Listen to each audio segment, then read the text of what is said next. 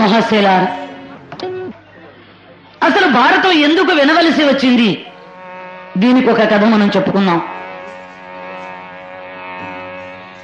అయితే పాండవులు స్వర్గానికి వెళ్లిపోయిన తరువాత అభిమన్యుని యొక్క కుమారుడైనటువంటి వాడు పరీక్షితుడు, అర్జునుని కుమారుడు అభిమన్యుడు. అభిమన్యుని యొక్క కుమారుడైనటువంటి వాడు పరీక్షితుడు. ఆ పరీక్షితుడు రాజ్య పరిపాలనకు వచ్చాడు. అయితే అతని జన్మలోనే పాము కాటు చేత మరణిస్తాడు అనేటువంటి ఆ యొక్క విషయం ధర్మరాజు గారికి కూడా తెలుసు. జాతకంలోనే ఉంది పరీక్షితునకు. అయితే కర్మను తప్పించేటువంటి వాడు ఎవడూ లేడండి. కాలం జరిగిపోతుంది, పాండవులు స్వర్గానికి వెళ్లిపోయారు, పరీక్షితుడే పరిపాలిస్తున్నాడు. ఇలా ఉండగా ఒక రోజున పరీక్షణ్ మహారాజు అరణ్యానికి వేటాడడానికి బయలుదేరి వస్తున్నాడండి.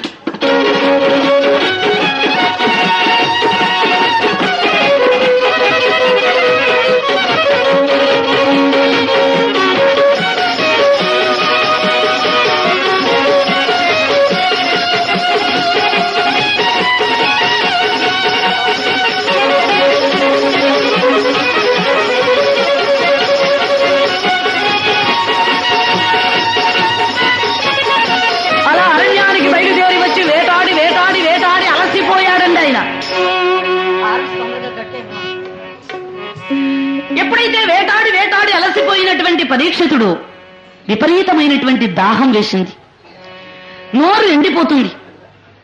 ఆ అరణ్యములో ఎక్కడ నీళ్లు కనపడడం లేదు. అక్కడకు సమీపంలో శమీక మహర్షి అనేటువంటి ఒక ఆశ్రమం ఉంది. ఆ ఆశ్రమానికి వచ్చారండి. మహర్షి, విపరీతమైనటువంటి దాహం వేస్తుంది, గొంతు ఆరిపోతుంది, కొంచెం నీళ్లు ఇప్పించండి, గొంతు పెడతగట్టిపోతుంది మహాత్మా. ఓ మునీంద్ర, స్వామి కొంచెం నీళ్లు ఇప్పించండి అని అడుగుతున్నాడు ఈయన. ఈ మహర్షి యోగ సమాధి నిష్ఠాగరిష్ఠుడై తపస్సు చేస్తున్నాడండి. మునీంద్ర నీళ్లు ఇమ్మని అడుగుతున్నాడు. ఈయన యోగ సమాధి నిష్ఠాగరిష్ఠుడై ఉన్నటువంటి కారణం చేత మాట్లాడడం లేదండి. కోపం వచ్చేసింది. సహజంగా ఆకలితో ఉన్న వాళ్లకు, దాహంతో ఉన్నవారికి, నిద్ర లేకుండా ఉన్నవారికి విపరీతమైన కోపం ఉంటుంది. ఆ కోపంతో ఈయన దాహంతో ఉన్న కారణం చేత ఈ మహర్షి మాట్లాడకపోయేసరికి ఏం చేయాలో తనకు తొయ్యలేదు. తన దాహం తీరడం లేదు, నోరు ఎండిపోతుంది. కోపంలో ఉన్నటువంటి ఆయన ఏం చేశాడండి, అక్కడే చచ్చిపడి ఉన్నది ఒక పాము. ఆ చచ్చి ఉన్నటువంటి పాముని తీసుకొచ్చి ఈ యొక్క మహర్షి మెడలో వేసేశాడు.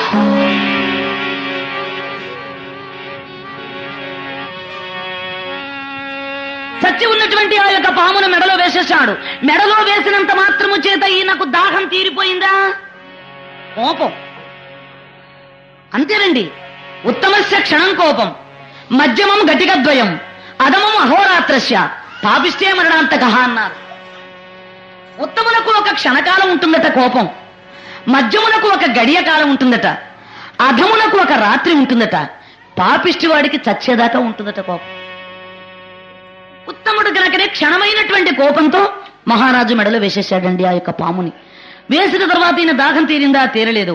ఆయన గారు తిన్నగా రాజ్యానికి బయలుదేరి వచ్చేశాడు.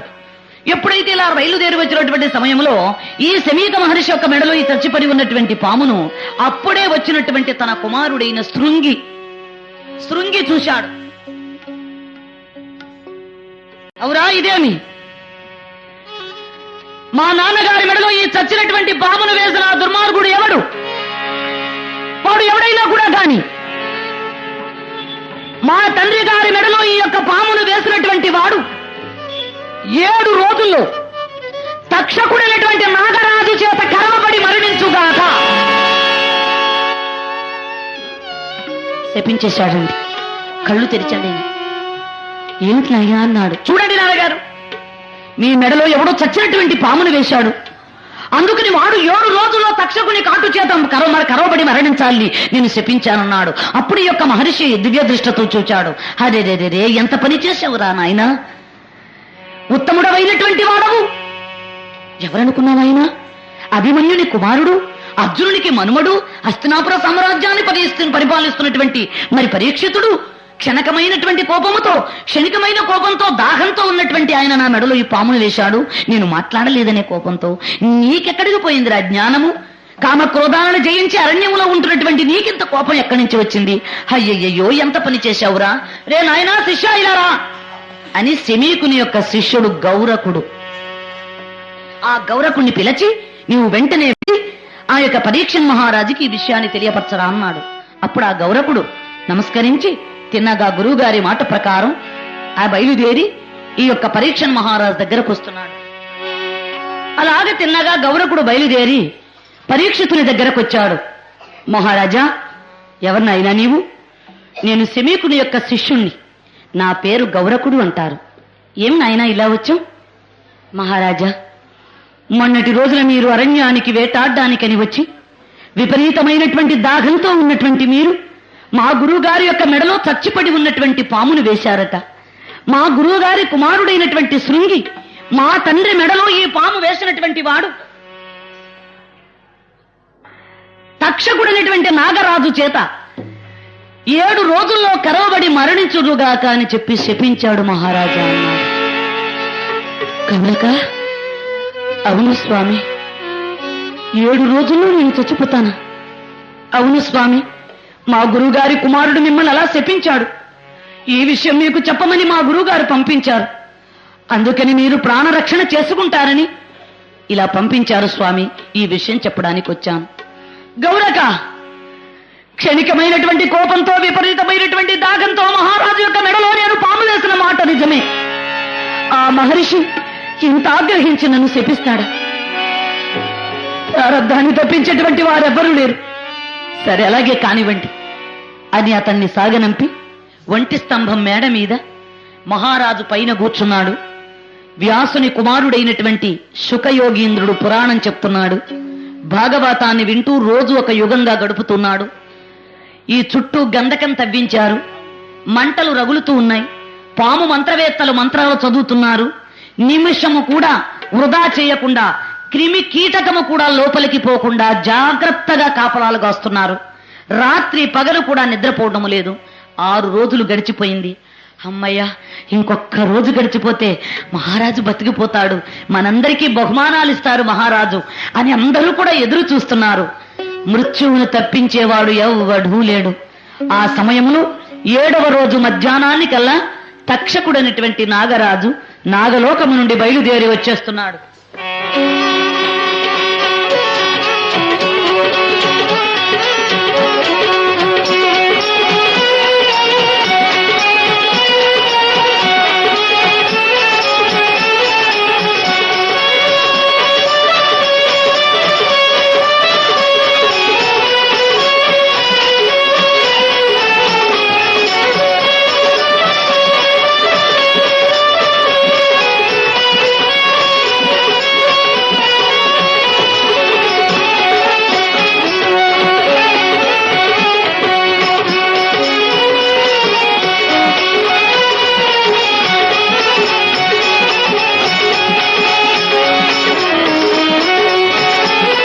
మహాశైలారా, ఎప్పుడైతే తక్షకుడు బయలుదేరి వస్తున్నటువంటి ఆ యొక్క సమయంలో బ్రహ్మదేవుని చేత సృష్టింపబడినటువంటి కశ్యపుడు అనేటువంటి ఒక పాము మంత్రవేత్త ఉన్నాడండి. ఎలాంటి పాము కాటు వేసినా ఆ కాటు నుండి రక్షించగలడు ఈ కశ్యపుడు. ఆ కశ్యపుడు కూడా బయలుదేరి వస్తున్నాడు. అతడు ఒక అరణ్యంలో కలుసుకున్నారు.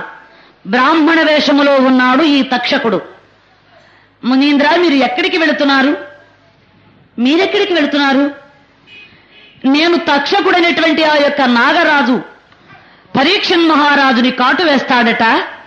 ఆ కాటు వేసిన తరువాత అతడు చచ్చిపోయేటప్పుడు నేను రక్షించుదామని వెళుతున్నాను అన్నాడు. మీ పేరు?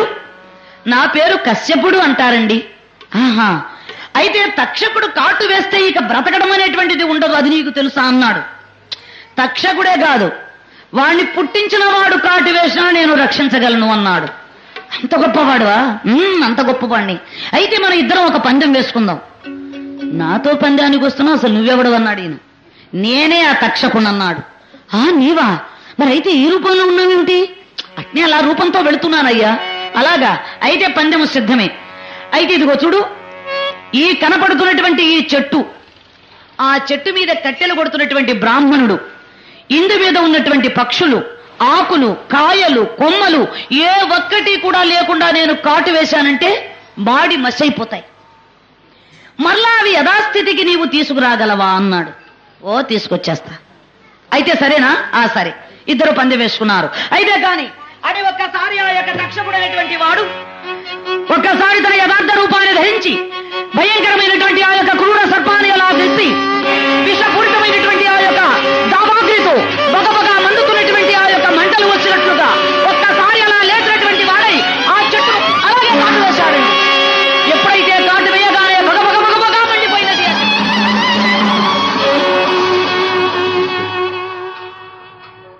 ఏం కశ్యపా, కనీసం చూడటానికి కూడా ఒక ఆకు లేదు. చూశావా ఎలా మాడి మసైపోయిందో? మరి ఇప్పుడు దీన్ని రక్షించమన్నాడు. రక్షిస్తాను, చూస్తానండి అని తన కమండలంలో నీళ్లు తీసుకున్నాడు. ఒక్కసారి మంత్రాన్ని స్మరించాడు. ఆ మంత్రపూరితమైనటువంటి ఆ యొక్క జలములు, ఆ యొక్క నీరు ఒక్కసారి అలా తీసి ఆ మాడి మసైపోయినటువంటి చెట్టు మీద అలా చల్లాడు. చల్లగానే యథాప్రకారంగా మరి ఆ యొక్క చెట్టు వచ్చేసింది.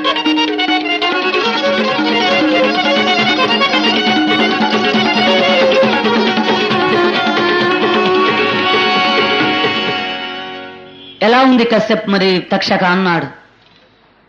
బ్రతికిపోయారే, చెట్టు బాగా వచ్చింది. ఆ కట్టెలు కొడుతున్న బ్రాహ్మణుడు కూడా బ్రతికిపోయాడు. శభాష్ కశ్యప, నేనే కాదు మా నాగజాతిలో ఎవరు కాటు వేసినా నువ్వు రక్షించగలవు. అయితే మహారాజును నువ్వు రక్షిస్తే మహారాజు నీకేమిస్తాడు? ధనం ఇస్తాడు. అయితే ఆ ధనం ఏదో నేనే నీకు ఇస్తాను, ఆ ధనాన్ని తీసుకుని ఇక్కడి నుంచి ఇలా వెళ్ళిపో అన్నాడు. నాకు కావలసింది ధనం, ఎవరిస్తే నాకెందుకు, ఇస్తే తీసుకుపోతాను అని ఆ ధనాన్ని తీసుకుని ఈయన బయలుదేరాడండి. అంటే ఇలాంటి వాళ్ళు అప్పుడు కూడా ఉన్నారన్నమాట. రూపాయికి తల ఒగ్గే వాళ్ళు ఇట్లాంటి వాళ్ళు అప్పుడు కూడా ఉన్నారు. లేకపోతే ఇలా ఎందుకుంటుందండి ఈనాడు? ఆనాడు ఉంటేనే ఈనాడు ఉంటారు. ఎప్పుడైతే ఆ విధంగా తక్షకుడు ఇచ్చినటువంటి ధనాన్ని తీసుకుని వెళ్ళిపోయాడు, ఈ తక్షకుడు నాగ బాలకులను స్మరించారు. ఈ నాగులందరూ కూడా చిన్న చిన్న పిల్లవాళ్ల రూపాలు ధరించి వచ్చారు. ఆ చిన్న బిడ్డల రూపాలతో ఉన్నటువంటి ఆ యొక్క నాగులకు ఒక నిమ్మకాయల బుట్ట ఇచ్చాడండి ఈ తక్షకుడు. ఆ బుట్టలో ఒక నిమ్మకాయలో నేను ఇమిడి ఉంటా. ఈ నిమ్మకాయల గంప తీసుకుని వెళ్ళి మహారాజు గారికి ఇవ్వండి. ఆ నిమ్మకాయలో ఉన్నటువంటి నేను మహారాజుని కాటు వేస్తాను, జాగ్రత్త అని చెప్పి ఈ నాగబాలకులకు ఇవ్వగానే ఈ నాగబాలకులు నిమ్మకాయల గంప తీసుకుని వెళ్ళారు. అడ్డు పెట్టలేదండి. ఎవరినైనా మీరన్నారు, మేము చాలా దూరం నుండి వస్తున్నామండి, మహారాజు అయినటువంటి పరీక్షితునకు పాము కాటు చేత మరణిస్తారని చెప్పారట. అందుకు మా గురువు గారు ఈ నిమ్మకాయలు మంత్రించి ఇచ్చారు, మేము తీసుకువెళ్లి మహారాజు గారికి ఇవ్వాలి అన్నారు. నిజమేని నమ్మారండి కాపలాదారులు. లోపలికి ప్రవేశించారు. ఆ గంప తీసుకువెళ్లి మహారాజు దగ్గర పెట్టారండి. ఎవరినైనా మీరు? మేము చాలా దూరం నుండి వస్తున్నాం మహారాజా, ఈ నిమ్మకాయలు మా గురువు గారు మీకు ఇమ్మన్నారు. అలాగా, మీ ప్రాణ రక్షణార్థమై ఇచ్చారు. అలాగా నాయనా, చాలా మంచిది. ఆ పురాణం వింటున్నటువంటి ఆ యొక్క పరీక్షితుడు సమయం దగ్గరకు వచ్చేసింది. మృత్యువు తరువుకొస్తుంది. అందులో ఒక నిమ్మకాయ మీద పడిందండి ఆయన చూపు. ఆ నిమ్మకాయలోనే ఉన్నాడు వీడు. ఎప్పుడైతే ఆ నిమ్మకాయ తీసుకున్నాడు, ముక్కు దగ్గర వాసన చూడడానికి అట్లా ముక్కు దగ్గర పెట్టుకోబోతున్నాడు. ఎప్పుడైతే పెట్టుకుంటున్నాడో ఆ లోపల నుండి వచ్చినటువంటి కీటక రూపంలో ఉన్నటువంటి తక్షకుడు అలా అలా అలా అలా అలా అలా ఒక్కసారి తన యొక్క నిజ రూపము ధరించి పరీక్ష మహారాజుని కాటు వేశాడు.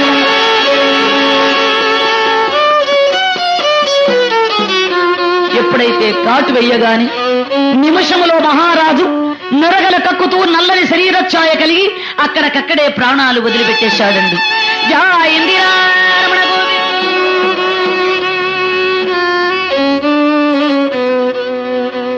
పరీక్షితుని కుమారుడు జనమేజయుడు రాజ్య పరిపాలనకు వచ్చాడు. తన తండ్రి ఎందుకు చచ్చిపోయాడని అడిగాడు. పాము కాటు చేత మరణించాడని చెప్పారు పెద్దలు. మా నాన్న చావుకి ఆ పాములే కారణమైతే గనుక సర్పయాగం చేస్తానని ప్రారంభించాడు. వ్యాసుల వారన్నారు, నాయనా నువ్వు యాగం చేసినా ఇది జరుగదు, మధ్యలో ఆగిపోతుంది అన్నాడు. ఆగిపోయినా సరే మా నాన్న ఈ పాము కాటు వల్ల మరణించాడు గనుక అసలు ఆ పాములే లేకుండా నేను చేయకపోతే నేను పరీక్షితుని యొక్క కుమారుడే కాదు అని యాగం ప్రారంభించాడు. ఋత్వికులైనటువంటి బ్రాహ్మణోత్తములు యాగం చేస్తున్నారు.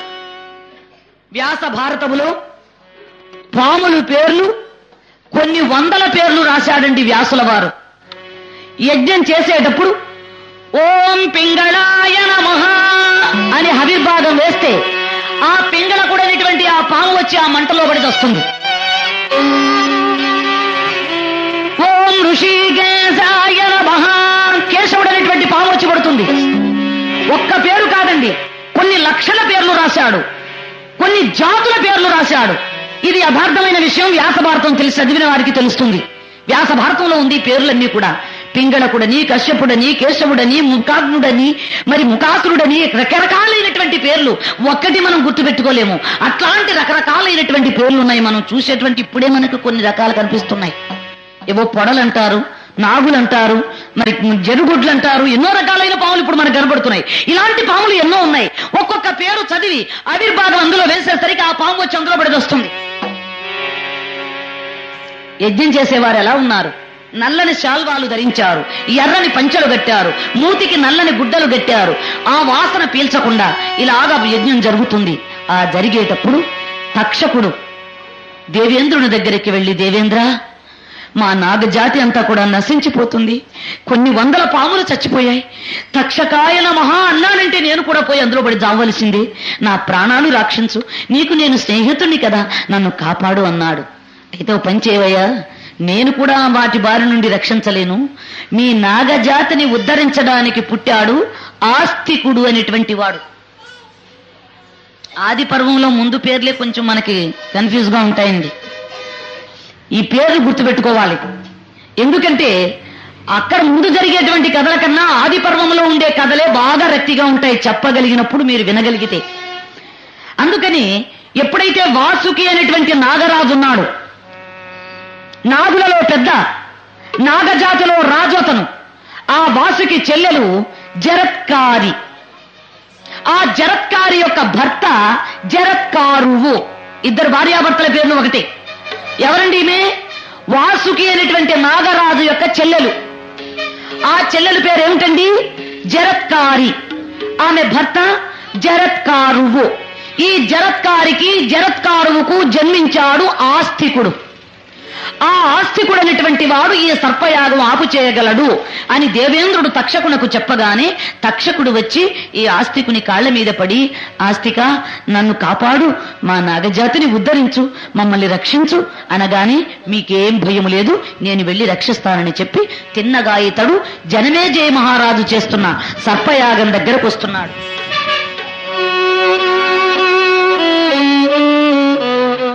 అయ్యా, వారణాసి నిలయ దయామయా వారణాసి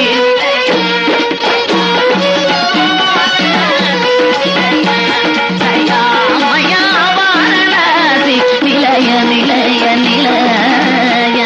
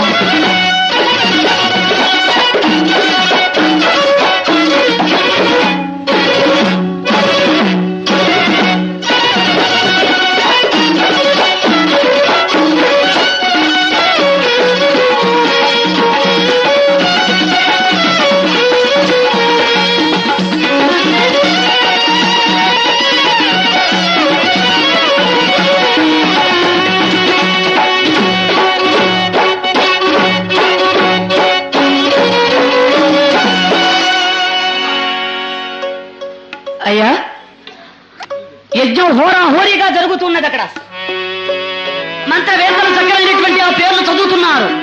ఆ పేరు కలిగినటువంటి పాము వచ్చి అందులో పడి మరణిస్తుంది. అలాంటి సమయములో యొక్క ఆస్తికుడు వెళ్ళాడు. జనమేజయ మహారాజా, ఆహా, కృతయుగములో గాని, త్రేతాయుగములో గాని, ద్వాపర యుగములో గాని కని విని ఎరుగనటువంటిది, ఎవ్వరూ చేయనటువంటిది ఈ బ్రహ్మాండమైనటువంటి యొక్క సర్పయాగం నీవు చేస్తున్నావు. జనమేజయ, నీ జన్మ ధన్యమైందయ్యా. ఇంతటి చక్కనైనటువంటి యజ్ఞాన్ని నీవు చేస్తున్నావంటే నీవు చాలా గొప్పవాడవు అని పొగుడుతూ వెళ్ళాడు. ఆస్తికుణ్ణి చూచాడు జనమేజయుడు. ఎవరు ఈయనని చెప్పి ఆశ్చర్యపోయాడు. యజ్ఞగుండము దగ్గర నుంచి లేచిపోయాడండి. హోమగుండము దగ్గర నుంచి లేవకూడదు, లేచిపోయాడు. ఆయన పొగిడేసరికి లేచిపోయాడు. లేచిపోయి, మహానుభావ, భూశ్రోత్తములు, మీ రాకతో మా రాజ్యమే పావనమైనది, రండి కూర్చోండి అని మర్యాద చేశాడు. మీరు నా పేరు ఆస్తికుడు అంటారు నాయన, అయితే ఇక్కడికి వచ్చారే? నీతో పని ఉండి వచ్చాను. ఏం చేస్తున్నావు? సర్పయాగమే కదా? అవును మునీంద్ర. ఏ కారణం చేత? మా నాన్నగారిని కాటు వేసింది ఒక సర్పం. ఆ తక్షకుడనేటువంటి నాగరాజు ఆ లోకాన్నే నాశనం చేయాలని సంకల్పించి ఈ యజ్ఞాన్ని చేస్తున్నాను. ఈ సమయంలో మీరొచ్చారు. మీకేం కావాలో చెప్పండి, మీ కోరిక నెరవేరుస్తాను. అడగకుండానే కోరిక నెరవేరుస్తాను అంటున్నావు. నా కోరిక కోరిన తర్వాత నువ్వు కాదంటే? లేదు మహాత్మా, ఈ చంద్రవంశీయులు మాట ఇచ్చేవారే గాని తప్పేవారెవ్వరూ లేరు. సరే, అయితే కోరుకుంటున్నా, ఎవడో ఒక నాగు మీ నాన్నను చంపాడని ఆ నాగలోకమే లేకుండా చేయాలని తలపెట్టడం ఇది మంచి పనేనా? ఇది తప్పు కదా? మహానుభావుడైనటువంటి ధర్మజులకు ముది మనవడమైనటువంటి నీవేనా ఈ పనులు చేసేది? అట్లాంటి ఆ యొక్క ధర్మ పరిపాలన చేసేటువంటి ధర్మరాజులకు నీవు మనవడివి, నీవు రెండో మనవడి అంటే ముది మనవడివి. అట్లాంటి నీవు ఇలాంటి పని చేయడమా? ఏ యుగంలోనైనా ఈ సర్పయాగం అనేది ఉందా? అందుకని ఒకరు చేసిన తప్పుకి ఇంకొకరు బలి కావడం మంచిది కాదు. నా మాట విను నాయన, ఈ యాగం ఆపు చేయమన్నాడు. మునీంద్ర, వ్యాసుల వారు కూడా చెప్పారు యాగం మధ్యలో ఆగిపోతుంది అని. అది ఈ రూపంగా ఆగిపోయింది కాబోలు. సరే, మీకు మాట ఇచ్చాను గనక ఎంతటితో ఆపు చేస్తున్నాను అని యాగానికి పూర్ణాహుతి చెప్పి ఆ ఆస్తికుని కోరిక ప్రకారం సర్పయాగం ఆపు చేశాడండి. ఆ విధంగా తక్షకుని కాటు వల్ల మరణించిన తన తండ్రి గారి ఆత్మశాంతి కోసం జనమేజయుడు సర్పయాగం చేసి మధ్యలో ఆగిపోయింది. ఆ ఆగిపోవడంలో ఈ దుర్గంధ భూయిష్టమైనటువంటి ఆ పాములు వచ్చి చచ్చినప్పుడు ఆ వాసన పీల్చిన కారణము చేతను, పాములను చంపిన కారణము చేతను ఇతనికి ఒక విధమైనటువంటి వ్యాధి బయలుదేరింది. జనమేజయునకు శరీరమంతా పొడలు పొడలుగా వచ్చేస్తుంది. అప్పుడు ఈ యొక్క జనమేజయుడు వ్యాసుల వారిని పిలిపించి, మునీంద్ర, నాకు ఈ పాపం ఈ వ్యాధి ఇలా సంక్రమించింది, ఇది ఎట్లా పోతుంది చెప్పండి అన్నాడు. జనమేజయ, నేను చెప్తే విన్నావు కాదు, యాగం చేశావు. ఈ యాగం చేశావు గనుక నీకు ఈ రోగం పోవాలంటే, ఈ పాపం నశించిపోవాలంటే, మీ తాత ముత్తాతల యొక్క చరిత్ర అయినటువంటి ఆ భారతాన్ని నీవు విన్నావంటే నీకు ఈ రోగం పోతుంది అన్నాడు. మునీంద్ర, అయితే మీరు చెప్పండి అన్నాడు. చెప్పగలిగేటువంటి స్థితి నాకు లేదు నాయనా, నేను ఇప్పుడు చెప్పాలంటే నా వల్ల కాదు. నా శిష్యుడు ఉన్నాడు వైశంపాయనుడు, ఆ వైశంపాయనుని చేత నీకు ఈ యొక్క భారతాన్ని చెప్పిస్తాను, నువ్వు విను, ఇక ఈ పాపము నశించిపోతుంది అని జనమేజయ మహారాజునకు వ్యాస భగవానుని శిష్యుడైనటువంటి వైశంపాయనుడు భారతాన్ని చెప్తున్నాడు. ఆ భారతాన్ని జనమేజయుడు వింటున్నాడు. ఆనాడు జనమేజయ మహారాజునకు వైశంపాయనుడు తెలియజేసిన భారతాన్ని, శౌనకాది మహర్షులకు సూతుడు చెప్పిన భారతాన్ని మీకు నేను ఇవాళ ప్రప్రథమమైనటువంటి ఆది పర్వములో మొదటి కథ మీకు కథ చెప్తున్నానండి. ఇక్కడి నుంచి ఇంకా మీరు భారతాన్ని వినండి.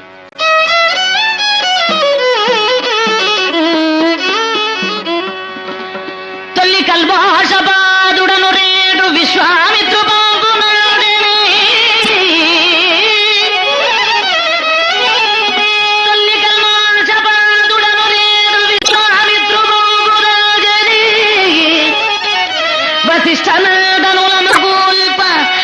శక్తి మునీంద్రు వనిత అదృశ్య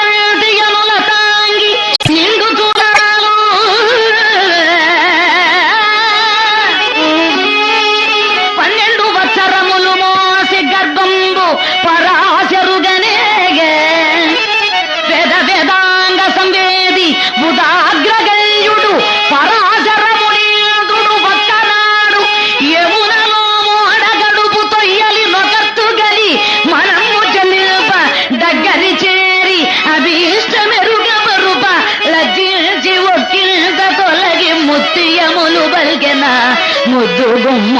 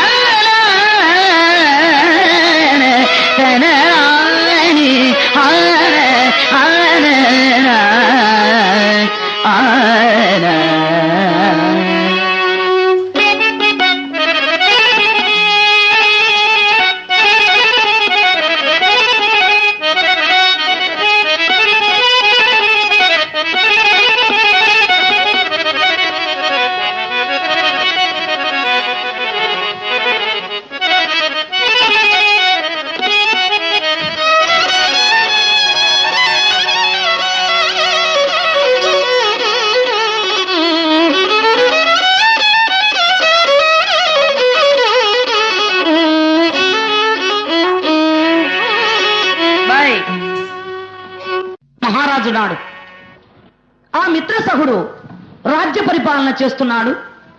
అతనికి రాజ్యానికి సమీపములో ఒక చిన్న అడవి ఉంది. ఆ అడవిలో క్రూర మృగాలన్నీ పులులు, సింహాలు, ఏనుగులు, ఎలుగుబంట్లు, శార్దూలాలు, రకరకాలైనటువంటి యొక్క సింహాలు ఇవన్నీ కూడా ఈ పల్లెల మీద పడి పల్లెల్లో ఉన్నటువంటి ఆ ప్రజలను, ఆ మేక, ఆ కోడి, ఆ గొడ్డు, గోద అన్ని శుభ్రంగా తినేస్తున్నాయి. అప్పుడు ఈ ప్రజలందరూ కూడా, పల్లె ప్రజలు మహారాజు దగ్గరకు వచ్చారు. ఎక్కడికండి? మిత్రసహ మహారాజు దగ్గరికి. ప్రభో, ఓ మహారాజా, ఎవరినైనా మీరు? మీ దేశంలో నివసించేటువంటి ప్రజలం మహారాజా. దొర, అరణ్యములో ఉన్నటువంటి జంతువులన్నీ మా పల్లెల మీద పడి మా పల్లె ప్రజలను తింటూ మమ్మల్ని నానా బాధలు పెడుతున్నాయి దొర. అందుకని రాజా ఉండజాలమయ్యా, ఉండజాలమయ్యా, నీకు దండామయ్యా రాజచంద్ర, ఉండజాలమయ్యా,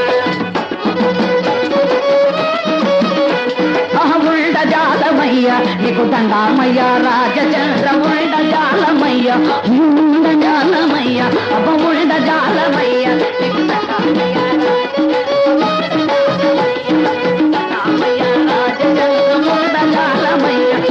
ఉండజాలమయ్య, ఉండజాలమయ్య.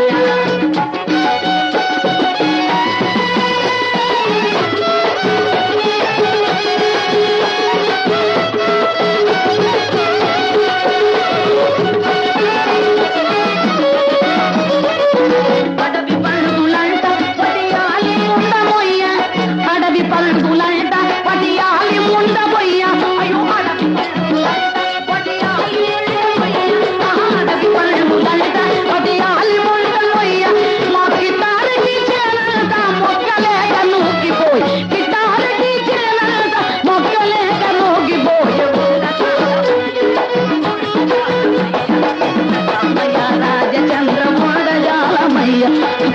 ఉండజాలమయ్య, ఉండజాలమయ్య, అపముండజాలమయ్య.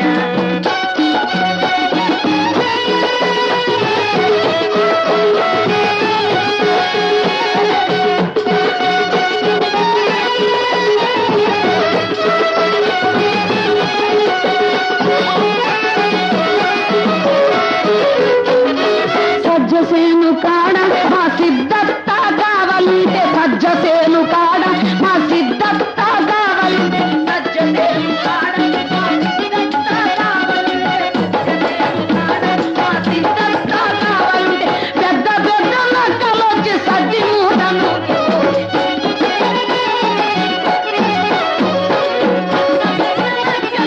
సజ్జి మూట మోగిపోయే. ఉండజాలమయ్య, ఉండజాలమయ్య, అబ్బ ఉండజాలమయ్య, ఉండజాలమయ్య, ఉండజాలమయ్య, అబ్బ ఉండజాలమయ్య.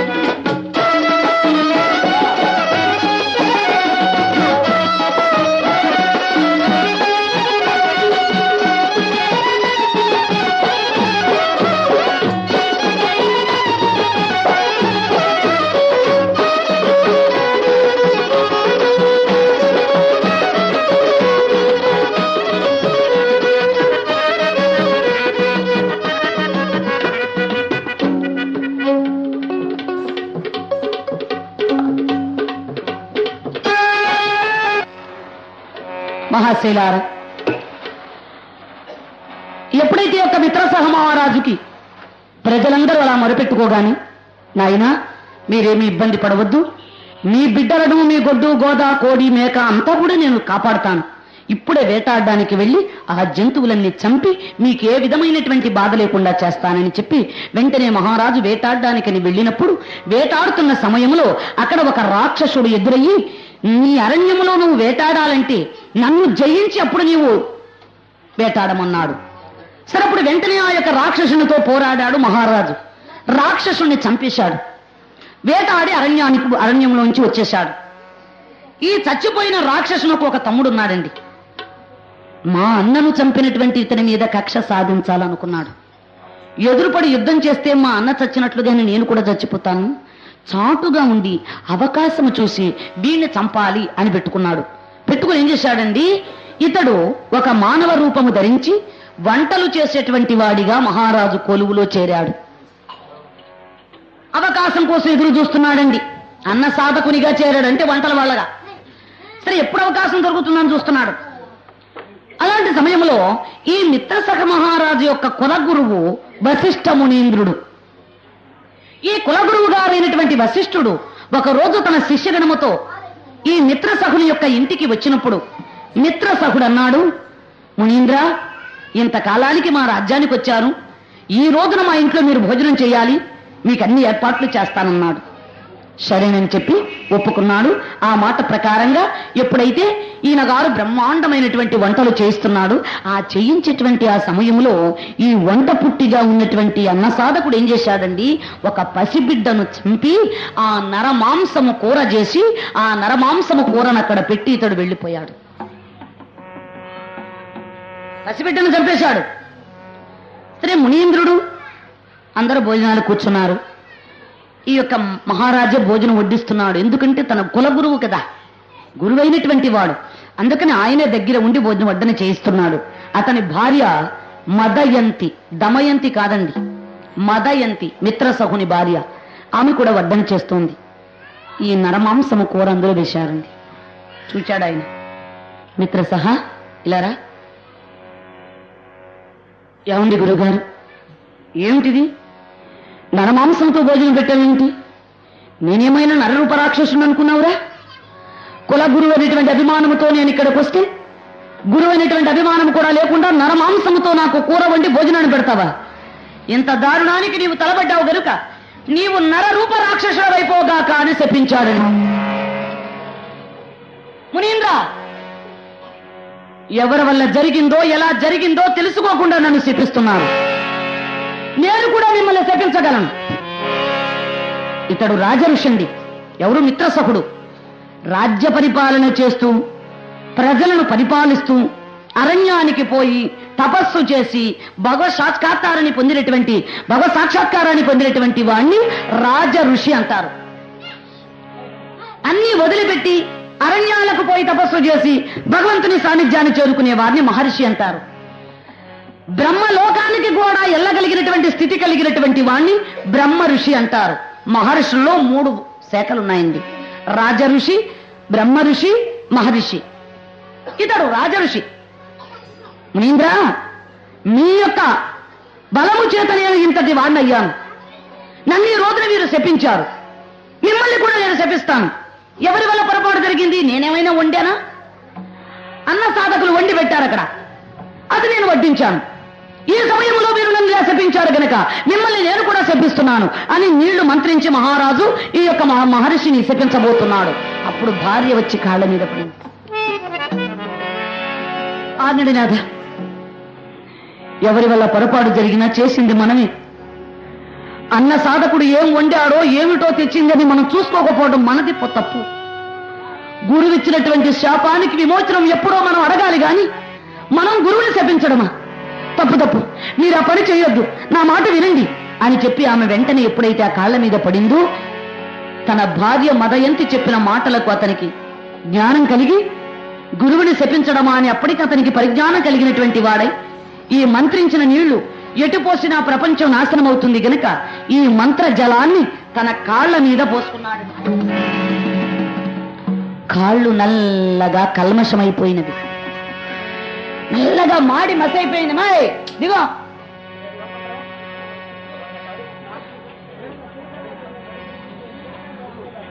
అయ్యా కాళ్ళు నల్లగా కల్మషమైపోయినాయి. కల్మషమైనటువంటి పాదములు కలిగినటువంటి వాడు గనుక కల్మాషపాదుడు అని పేరు వచ్చిందండి. అసలు పేరేమిటి? మిత్రసఖుడు. కల్మషమైనటువంటి పాదములు కలిగిన వాడు గనుక కల్మాషపాదుడు అన్నారు. అతడు వశిష్ఠ మహర్షి యొక్క శాప కారణము చేత రాక్షసుడయ్యాడు. ప్రజలను తింటున్నాడు. ఒక రోజున విశ్వామిత్రుడు పిలిచి అన్నాడు, నాయనా నీకు ఈ శాపం ఎవరిచ్చారా అన్నాడు. నాకు వశిష్ఠుడిచ్చాడండి అన్నారు. అయితే వశిష్ఠుని మీద నాకు చాలా రోజుల నుండి కోపం ఉంది. ఏమిటా కోపం అంటే, ఏమయ్యా గాదిరాజా, ఏమయ్యా విశ్వామిత్ర, ఏమయ్యా రాజఋషి అనే నన్ను అంటాడు గాని సృష్టికి ప్రతి సృష్టి చేసినటువంటి వాణ్ణి కదా నేను. అందుకని నన్ను బ్రహ్మఋషి అనడే ఆ వశిష్ఠుడు. అందుకు ఆ వశిష్ఠుడి మీద నాకు బాగా కోపంగా ఉందయ్యా. నిన్ను రాక్షసుడు కమ్మని శపించాడు, నన్ను రాజఋషి అని పిలుస్తాడు. అందుకని ఒక దెబ్బకు రెండు పిట్టలు అన్నట్లుగా నీ కోపం నా కోపం తీరిపోవాలంటే వశిష్ఠునికి 100 మంది కొడుకులున్నారు, వాళ్ళను చంపేయన్నాడు. సలహా ఇచ్చాడండి విశ్వామిత్రుడు. సరే పోయాడండి ఇతడు. 100 మంది కొడుకులను చంపేశాడు. అందులో పెద్ద కుమారుడు శక్తిముని. ఆ శక్తిముని యొక్క భార్య అదృశ్యంతి. ఆమె గర్భంతో ఉన్నప్పటికీ వశిష్ఠుడు కూడా చచ్చిపోబోయాడు. మామగారు 100 మంది కొడుకులు చచ్చిపోయారని మీరు బాధపడుతున్నారు. నా భర్త పోయాడని నేను ఎప్పుడో మరణిందును. కాని మీ పెద్ద కుమారుడైన శక్తిమునీంద్రుని యొక్క ప్రతిరూపం నా గర్భంలో ఉంది. ఇప్పుడు నేను గర్భవతిని. నేను కూడా చచ్చిపోయానంటే మీ వంశము నిలబెట్టే వాళ్ళు ఎవ్వరూ ఉండరు. అందుకని మహాత్మా, మామగారు ఈ బిడ్డ కోసమై మీరు బ్రతకండి, నా మాట వినండి అని చెప్పి ఎప్పుడైతే ఆమె అలా అన్నదో, అమ్మా అయితే నాకు మనవడు పుడతాడా? చాలా సంతోషం తల్లి. 100 మంది కొడుకులు చచ్చిపోయినా నాకిప్పుడు బాధ లేదు.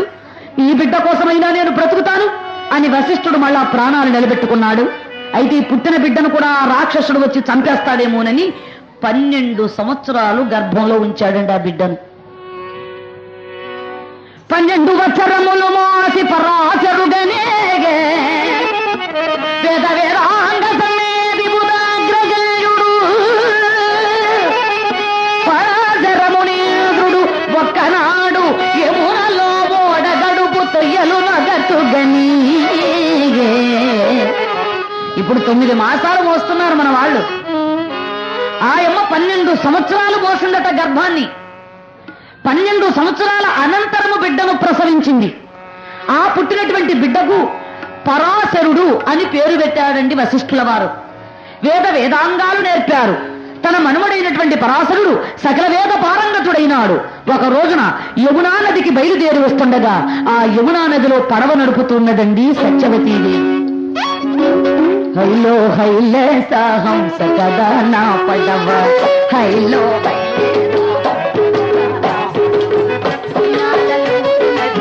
సయాటలాడినది ఉయ్యాలూగినది, సాహంస కదా నా పడవ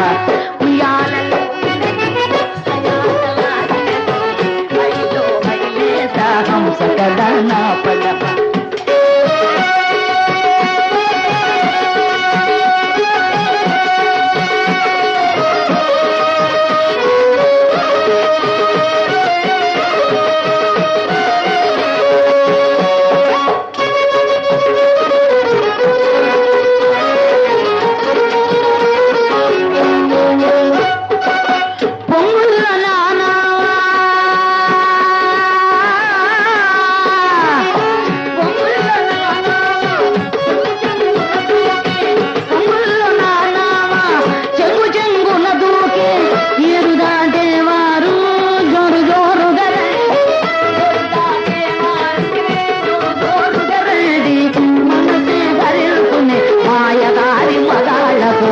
మనసే హరించునే మాయదారి మగాళ్ళ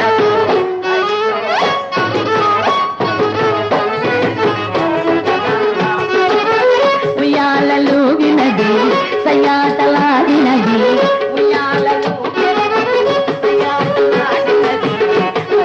బయలేస హంస కదా నా పడవ.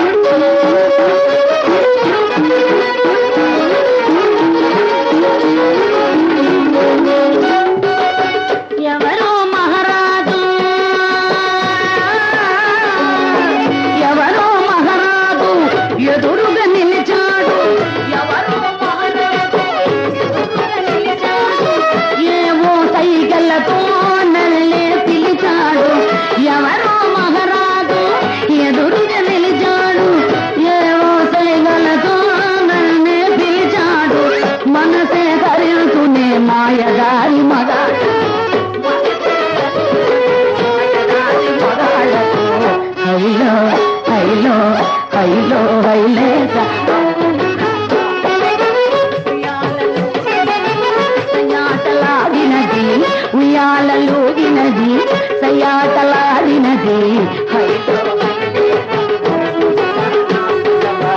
హైలో హైలేద హంసకదా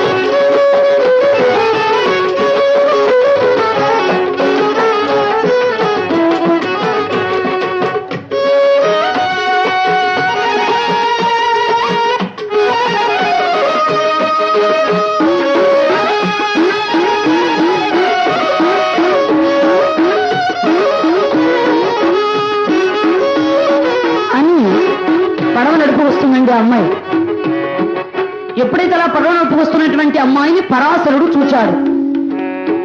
మహర్షి వేదాంగాలు చదివినటువంటి వాడు. ఆ సమయంలో ఆమెను చూడగానే ఈయనకు మనసు ఎందుకు కలిగిందో తెలియలేదు. మహాత్ములు చేసే ప్రతి పని ఒక మహత్తర కార్యాన్ని సృష్టిస్తుంది కాబోలు. బాయ్ ఆయన పెద్దలు అందరూ వచ్చేసారా ముందుకి? గొడవ చేద్దండి, ఇందాక నుంచి బాగానే ఉంది. ఆడదారి కన్నా అద్దంబు పడగన్న బ్రహ్మకైన బుట్టు రిమ్మదెగులు అన్నారు.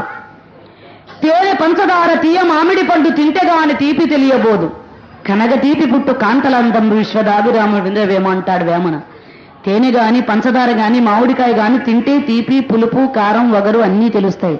కనగ తీపి పుట్టు కాంతలందంబు ఆడదాన్ని చూడగానే తీపి పుట్టినట్టు మగవారికి. దారండా పోతున్నాడటండి ఒక ఆయన. చేలో కసువు కోసుకుంటుంది ఒక అమ్మాయి. ఆ కసువు కోసుకుంటున్న అమ్మాయిని ఈయన చూచాడండి. అయ్యా చూసినటువంటి ఆయన ఏమనుకున్నాడు?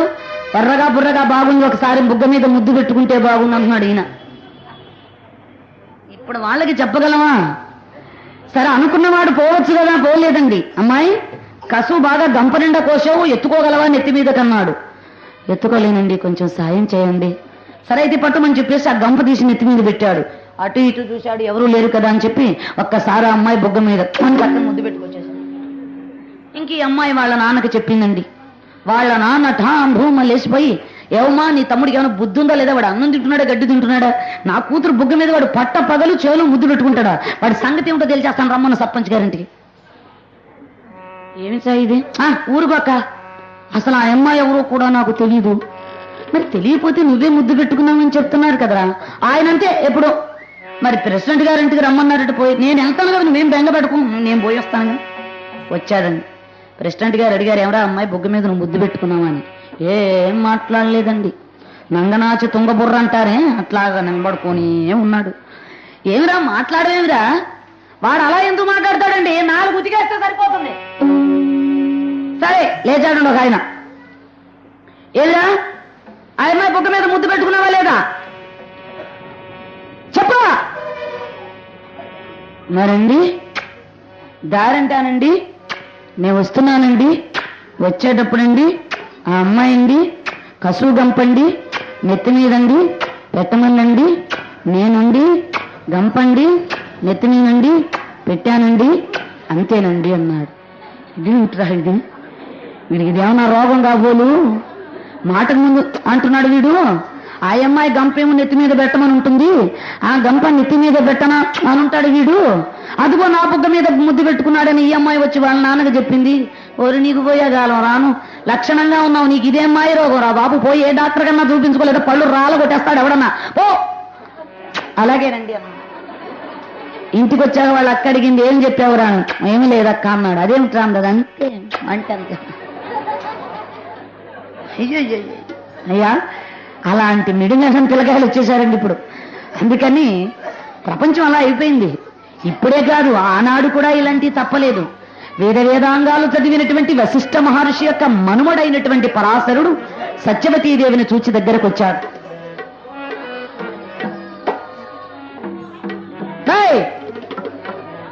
కాంత, ఎవరు నీవు? ఈ పడవలడిపోయినటువంటి వృక్షలో ఎందుకున్నావు? సకల సౌందర్యవతైనటువంటి నీ యొక్క రూపం చూడగానే నా మనస్సు చెలించింది.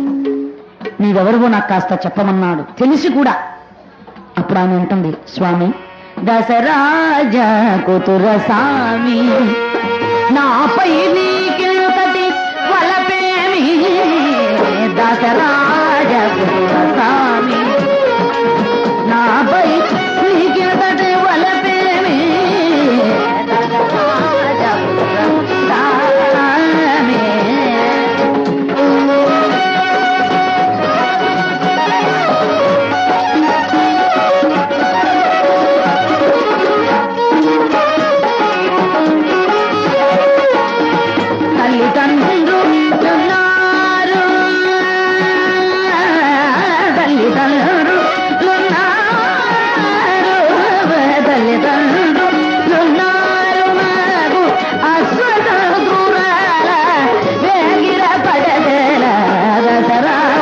కూతుర స్వామి.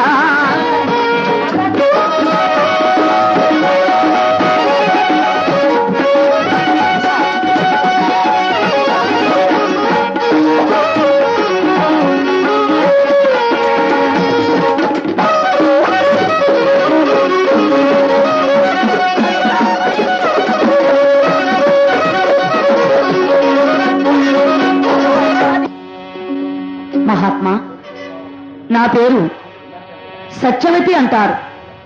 మా నాన్నగారు దాసరాజు గారు. మా నాన్నగారి యొక్క అనుమతితో ఈ పడవ నడిపేటువంటి వృత్తిలో నేనున్నాను. మహర్షులైనటువంటి మీరు నన్ను చూచి ఈ విధంగా మాట్లాడడం బాగుందా? క్షమించండి స్వామి. సత్యవతి, దాసరాజుల కుమార్తెవు నీవని అడుగుతున్నావు.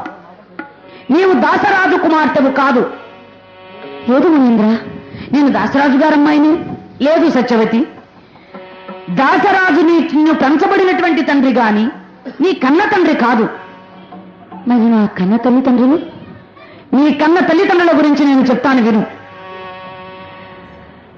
వసురాజు అనేటువంటి ఒక మహారాజు ఉన్నాడు. దేవతలు, కిన్నెరులు, కింపురుషులు, యక్షులు, గంధర్వులు, వసువులు అని కొన్ని తెగలున్నాయండి దేవతల్లో. అందులో వసు అనేటువంటి ఒక మహారాజు. అతనికి దేవేంద్రుడి యొక్క స్నేహితుడు. దేవేంద్రుడు తనకి స్నేహితుడు. ఆ దేవేంద్రుడు ఒక పుష్పక విమానాన్ని ఇచ్చాడు. ఆ పుష్పక విమానం మీద ఎప్పుడూ కూడా ఉపరితలం మీద తిరిగేవాడు. అంటే భూమికి పై భాగాన్ని ఉపరితలము అంటారు. ఆకాశములో ఉపరితలం మీద తిరిగేటువంటి మహారాజు గనక అతనికి ఉపరిచరు వసువు అనేటువంటి పేరు. ఆ ఉపరిచరు వసువు భార్య గిరిక. గిరిక ఆ భార్య ఋతుమతి అయి ఉంది. సహజంగా ఆడది 5 రోజులు ఇంటికి దూరం ఉంటుంది. ఆ 5 రోజులు దూరమై మళ్ళా ఇంట్లోకి వచ్చి 14 రోజుల వరకు కూడా ఋతు సమయము, అంటే పిండ ప్రదానము జరిగేటువంటి సమయం. అలాంటి సమయములో సహధర్మచారుడి అనేటువంటి తన భార్యకు న్యాయం కూర్చాలి ఏ మగవాడైనా. ఆ సమయంలోని పిండ ప్రదానం అనేటువంటిది జరుగుతుంది. ఈ ఋతుక్రమములో భర్త ఎప్పుడూ తన భార్య దగ్గర ఉండాలి. ఇది ధర్మం. అలాంటి సమయము ఈ గిరికకు ఋతు సమయం. ఈ ఋతు సమయములో ఇతడు వేటాడడానికి వెళ్ళవలసి వచ్చింది. పితృదేవతల యొక్క పరిపాలన చేత ఇతను అరణ్యానికి బయలుదేరాడు. అరణ్యానికి బయలుదేరినప్పుడు మనస్సు భార్య మీద ఉండిపోయింది. అరేరే, ఇప్పుడు ఋతుక్రమము కదా, నా భార్య నా దగ్గర ఉంటే ఎంత బాగుండేది. మా పితృదేవతలను మాంసము తెమ్మని పంపించారు. ఈ జంతు మాంసము తేవడానికి నేను బయలుదేరాను. ఈ సమయంలో నా భార్య కూడా నా ప్రక్కన ఉంటే ఎంత బాగుండేది అని మనస్సు భార్య మీద ఉన్న కారణం చేత ఇతనికి వీర్యస్ఖలనము జరిగింది. వీర్యస్ఖలనము జరిగిపోయింది. ఎప్పుడైతే ఈ వీర్యము అమూల్యమైనటువంటిది గనుక ఈ వీర్యము ఒత్తిడి పోకూడదని చెప్పి ఇతను ఒక ఎండుటాకుల వీర్యాన్ని పట్టి తన దగ్గర ఉందండి ఒక పెంపుడు డేగ, గరుడ పక్షి, ఆ డేగకు ఈ యొక్క వీర్యాన్ని ముక్కుకు ఖర్చు పెట్టి ఈ ఎండుటాకులో ఉన్న వీర్యాన్ని నా భార్యకు అందచేయమని చెప్పి ఈ డేగ ముక్కుకు కట్టుబెట్టి పంపించాను. ఇది వస్తున్నాను. ఇంకొక డేగ చూసింది ఈ డేగను. ప్రొద్దున్నుంచి నాకు ఆహారం లేదురా బాబు, దీని ముక్కు మీద మాంసపు ముక్క ఉన్నట్టుగా ఉంది, ఇది మనం కొట్టేద్దాం అనుకుంది. ఇది దాని మీద కలబడింది. ఈ రెండు కొట్లాడుకుంటున్నాయి. ఎక్కడ? కింద యమునా నది పారుతుంది, పైన కొట్లాడుకుంటున్నాయి. ఈ కొట్లాడుకోవడంలో వసుమహారాజు వీర్యముతో ఉన్నటువంటి ఆ డేగ ఆ ముక్కును ఖర్చు పెట్టినటువంటి ఆ వీర్యం కింద వదిలేసిందండి. ఆ ఆకుతో పాటు వీర్యము యమునా నదిలో పడిపోయింది. ఆ యమునా నదిలో ఎప్పుడైతే పడిందో, యమునా నదిలో బ్రహ్మదేవుని శాపకారణము చేత ఆద్రిక అనేటువంటి ఒక దేవకన్య చాప రూపము ధరించి ఉంది. ఆ చాప రూపముతో తిరుగుతున్న ఆద్రిక ఈ వసుమహారాజు వీర్యాన్ని మింగింది. మృంగటంతో గర్భము ధరించింది. 9 మాసాలు నిండినవి, కదల్లేకపోతుంది. జాలర్లు వలవేశారు, చాప పట్టారు. ఆ చాప దాసరాజు దగ్గరికి తెచ్చారు. మహారాజా, మాకు నాయకుడవు నీవు, నీకిద్దామని తెచ్చామన్నాడు. చాప పొట్ట అంతలా ఉండే ఉంటా, కొయ్యండ్రా దాన్ని అన్నాడు. మధ్యకు చీల్చాడు. పొట్ట తీస్తే అందులో 2 బిడ్డలున్నారు, ఒక మగబిడ్డ, ఒక ఆడబిడ్డ.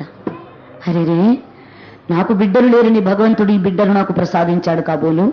అయితే ఈ మగబిడ్డ మనకొద్దు, ఆడబిడ్డను మనం పెంచుకుందామని మగబిడ్డను ఓడరాజులు తీసుకుపోయారు. అంటే జాలర్లలో కొన్ని తెగలుంటాయి, అందులో ఒకళ్ళు ఓడరాజులు అనేవారు తీసుకుపోయారు ఈ మగబిడ్డను.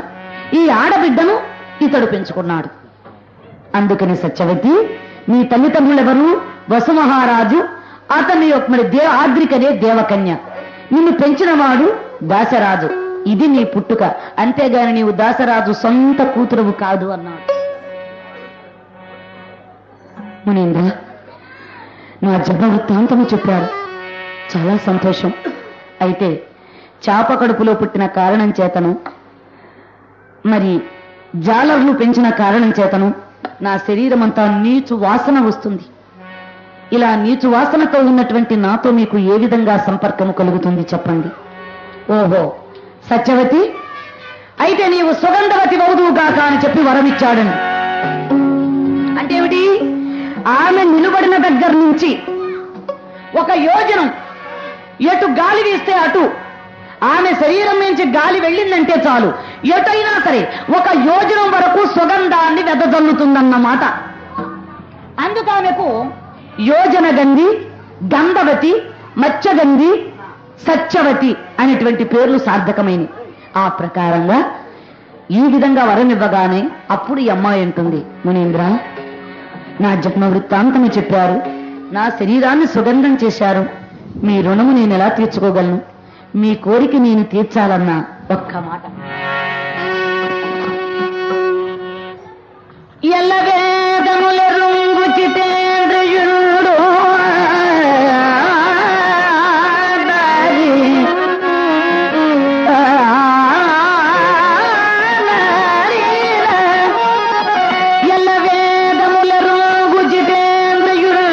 పరాశరమునీంద్రుడు